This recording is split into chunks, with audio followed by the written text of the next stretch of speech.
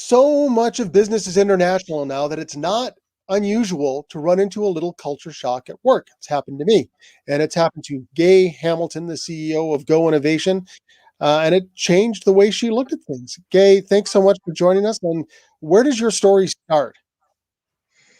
Thanks, Craig. Actually, my story starts in a couple of different spots, but living in Canada, I have worked for American companies, so I've been in and out of the US a fair bit. So I have had some international experience, but a couple of years ago, I landed in Ireland. I was there working for an 18-month contract, and it was a big culture shock.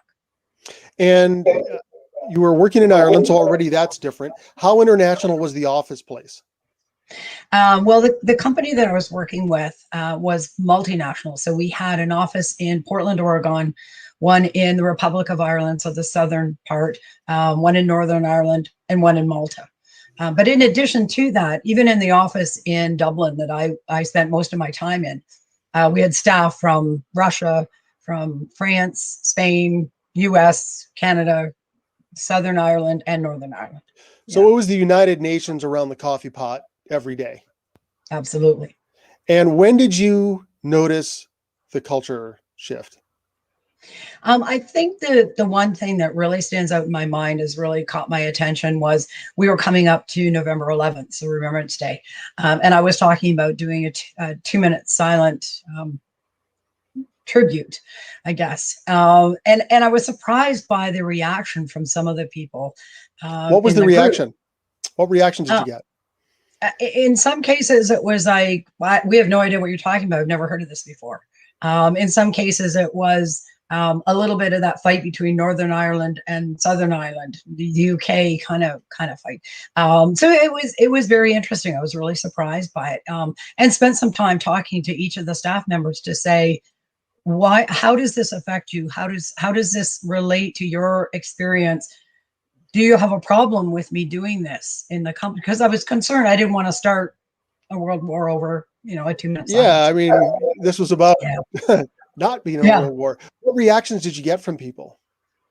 I was surprised. Initially, I got a fair bit of pushback, and then as we continued the conversation, and my focus was more on, we need to remember that there have been terrible wars in the world, and there are still wars going on today, and we need to move past that. We all need to learn that this isn't the way to solve things.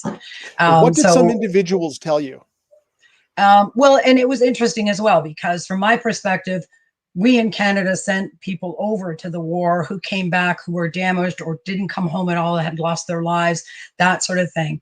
Whereas, I had a young woman from France talk to me about how her grandparents had to rebuild their homes. They had damage. They had lived in the war zone. They had lived with the bombs and the guns and that kind of thing. And that's an experience that we in Canada, fortunately, have never had to face. So they had to live with the aftermath of the war, and they also had to live very, cheek by jowl with the people they were at war with. Yes, absolutely. Yeah. Yeah. So my perspective was to kind of stand back and say, it doesn't matter which side you were on in the war. It doesn't matter who won, who lost. We all lost, and we all continue to lose with wars that continue. And we all need to understand that there's got to be a better way. We need something else. So they all jumped on board, and we're all, at the end of it, we're very grateful to me that I had raised this issue and talked about it and sort of brought it out into the open. It gave us all an opportunity to sort of understand everybody's perspective on the same issue can be quite different. Well, let me just go back to the moment when everybody's agreed and you decide you're going to have the moment of silence. You have the moment of silence. What was that like? Well, it was kind of tense in the room. You could feel the tension. People kind of looking from one to the other to sort of get a read. Are you going to buy into this? Is this going to be okay for us? That kind of thing. There was a young man from Russia who sort of said to me, like, I don't understand why you're doing this. I don't get the point of this whole thing, but I'm willing to go along with it just because. And then after we went through, it was about a 10-minute celebration that we did, he came back to me afterwards to say, that was really cool. That was really a great thing. It really makes us realize there are different perspectives, and we're all in this together. So we need to figure it out. So that was, one person who was skeptical, who came to you with it. What did other people tell you? Just the same kind of tone of, it's great that you make us stop and remember this, that, you know, we look around and we forget how lucky we are in the world we are today in most countries that we deal with, that, you know, at least at that time. This kind of thing could happen again if we don't really watch it. So I do believe it helps sort of bond the staff together a bit more. We were more open and more willing to accept the differences between ourselves, because there's still so many commonalities. There's much more in common than we think. So you got a chance to have an influence on other people through a Canadian tradition. What did you get out of hearing their stories and their perspective on this? I think the big takeaway for me was, we need to take a step back and say, okay, so there's a transaction, there's something that's happened. There's two countries, two people that have been involved in that.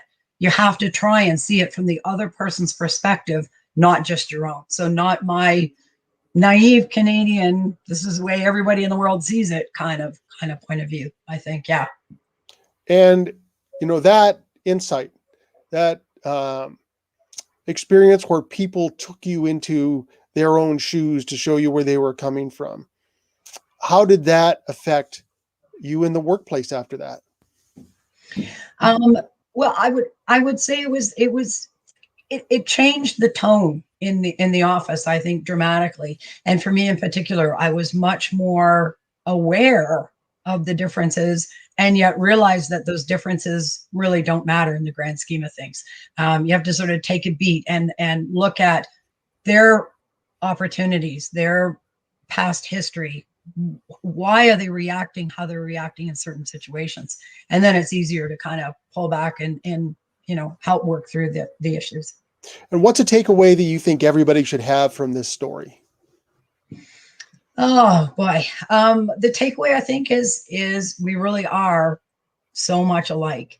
And we all need to give each other a break, and that extra bit of compassion and understanding that it may be a small issue to you, it may be a big issue to somebody else, that you have to be flexible and open to other people's culture, other people's experiences, other people's past histories. So, I mean, there's two parts of this that you negotiated through all of this. One was respecting people's differences. We have to let people be different. We have to respect them. We have to listen to them. We also have to search for the common ground with each other, our common humanity, because that's really where we're going to go ahead. And boy, in a divided time, it is a very powerful lesson for all of us. It is, that's for sure. Well, thank you so much for sharing this story with us. It's very easy in this day and age of social media feeding you more of what you like to suddenly think that you're right all the time. And when you're right all the time, you never learn anything. That's so right. I really appreciate you sharing your story with us and that personal experience and how it changed you. Thank you very much, Craig. Thank you very much. Kay Hamilton is the CEO of GoInnovation, and she's not afraid of change in the world, and she's come out of it with an open heart and an open mind. Thanks very much.